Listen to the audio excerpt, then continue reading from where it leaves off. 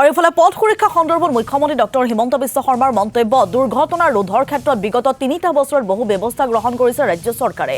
বিগত বৰ্ষৰ তুলনাত চলিত বৰ্ষত 15% দুৰ্ঘটনা হ্ৰাস পাইছে বুলি মন্তব্য মুখ্যমন্ত্ৰীগৰাকীৰ।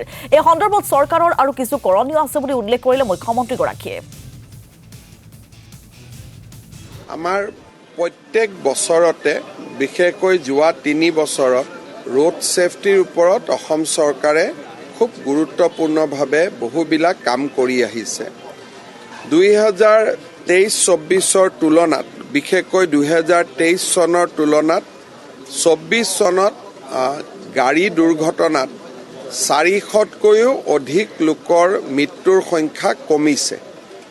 সেইফালৰ পৰা আমি দেখা পাওঁ যে যোৱা বছৰৰ তুলনাত এই বছৰত 15% মৃত্যুৰ হাৰ কমিছে, অৰ্থাৎ more than 400 ডেথ কমিছে।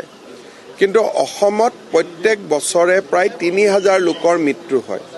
গতিকে আমি ৰোড ছেফটিৰ ওপৰত আৰু বহুত কৰিবলগীয়া আছে।